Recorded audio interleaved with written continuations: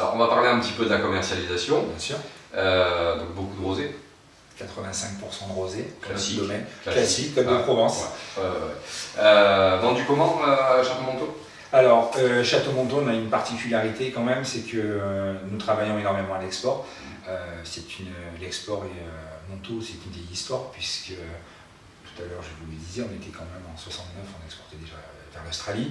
À aujourd'hui, on est aux alentours de 80% d'export. Ce qui est quand même assez particulier. Nous travaillons avec des grossistes, avec des centrales. C'est un choix, c'est un choix l'export ou une opportunité? C'est un choix. Alors, au tout début, les premières bouteilles qui ont été vendues à l'export n'étaient pas vendues en Côte de Provence. Elles ont été vendues en 20 pays de cépage. Mon père, François Ravel, était allé aux États-Unis et avait vu qu'à l'époque, les 20 pays de cépage marchaient très très bien. Donc il a amorcé le mouvement en travaillant justement sur les États-Unis avec du Cabernet, du Chardonnay, le Chardonnay on en fait toujours d'ailleurs, un petit peu Tibourin. À l'export c'était un petit peu plus difficile parce que le Tibourin est un cépage rosé, il n'y avait pas vraiment cette connaissance du rosé à l'époque et par contre il travaillait déjà avec tout ce qui était nord de l'Europe. Alors nord de l'Europe pour moi ça part même la Belgique qui est au nord. Oui, voilà. Pour nous c'est au nord d'Aix-en-Provence. Voilà, pour nous méridionaux, moi j'aurais dit le Carami, donc bon. Et donc déjà on exportait énormément de vin depuis des années. D'accord. Aujourd'hui beaucoup aux États-Unis.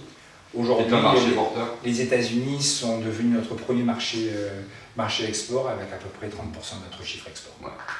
C'est un peu exponentiel quand même, globalement dans la région. Hein. C'est exponentiel. Depuis 2 ans, c'est marrant parce qu'il avait été développé, les États-Unis, il avait une croissance puis stagnation, puis visiblement là depuis 2-3 ans c'est l'explosion absolue quoi. Tout à fait. Après le comité interprofessionnel des vins de Provence met vraiment le paquet sur cette destination. Certains domaines dont nous d'ailleurs avons reçu de très très bonnes notes au Wine Spectator puisqu'on a été classé à 96 sur 100 il y a 4 ans. Donc forcément un vin qui a une telle note a envie d'être goûté.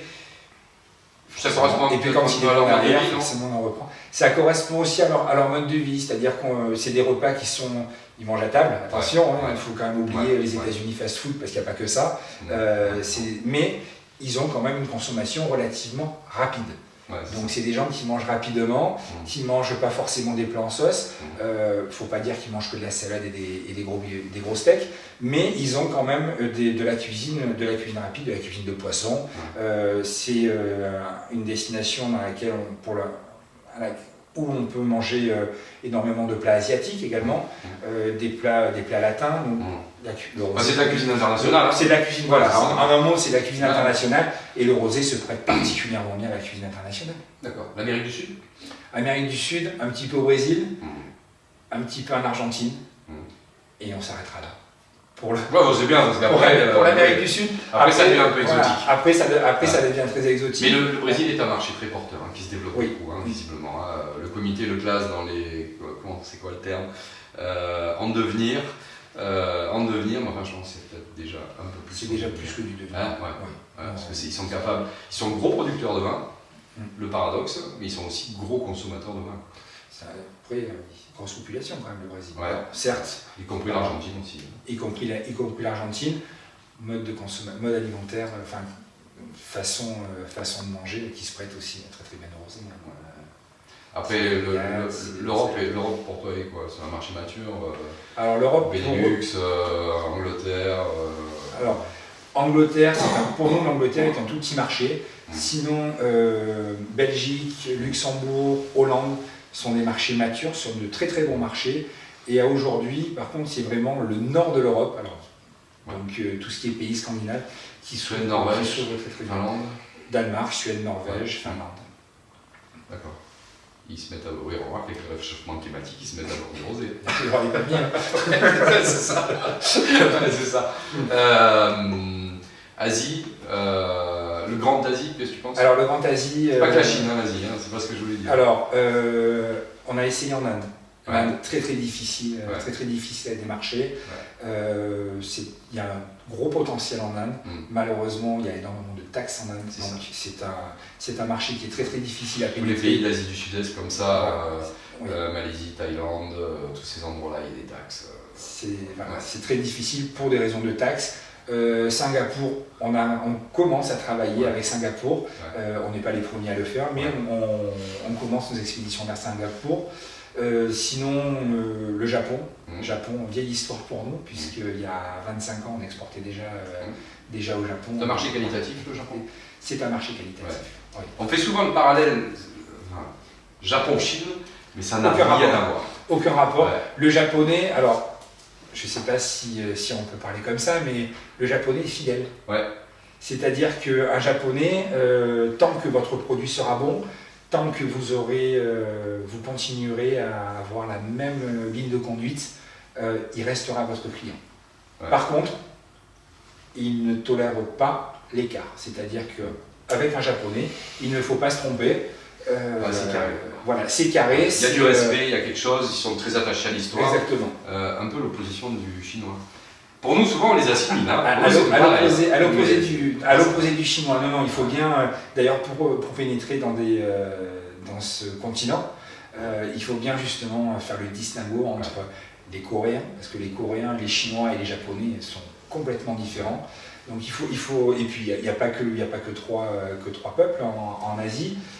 Il faut bien justement appréhender le fait que ce sont, comme en Europe, on a les Allemands, les Belges, les Hollandais, ce ne sont pas les mêmes. Donc les Italiens et les Allemands sont pas les mêmes. Les Italiens et les Allemands, en Espagne on parle un petit peu avec les mains, en Italie beaucoup avec les mains, en France c'est un mélange, mais on est quand même trois peuples complètement différents. En Asie, il y a énormément de peuples différents. Excusez-moi, je te coupe et je finis. Même en Chine, en fonction des régions chinoises, même là, on voit des différences. Et les milieux sociaux aussi. Les milieux sociaux, mais entre le Yunnan et d'autres régions, les consommations sont complètement différentes. La culture est également différente. Tout à l'heure, on en parlait avant de commencer. Tu parlais un petit peu de la Chine. Et tu disais une chose, c'est que le marché chinois n'était pas fidèle. Tout à fait. Je suis assez d'accord. Moi, c'est ce que je pense depuis très longtemps, c'est que c'est dangereux. C'est très dangereux. C'est pas un pays dans lequel on peut, où il est aisé peut-être. Enfin, certaines personnes y arrivent, mais il est très difficile d'engager un partenariat, une relation commerciale pérenne. C'est ça. Voilà, on peut appeler. Nous, on travaille beaucoup parce qu'on peut appeler, c'est de l'anglais, mais ce qu'on peut appeler des one shot. C'est ça. Si on voit une fois, l'année d'après, tu n'es pas sûr. On voit une belle quantité et l'année d'après, on renvoie, mais souvent c'est à d'autres clients.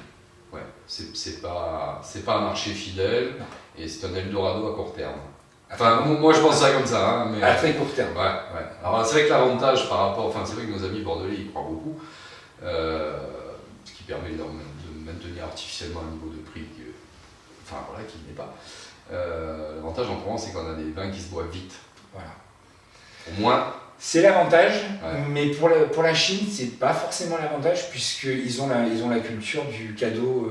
On réoffre le cadeau qu'on nous fait. Alors voilà, pour nous, c'est vrai que c'est quelque chose qui peut être perçu d'une façon assez bizarre quand même de dire, mais je réoffre le cadeau qu'on m'a fait. En fait, non. Pour les Chinois, c'est tout à fait normal.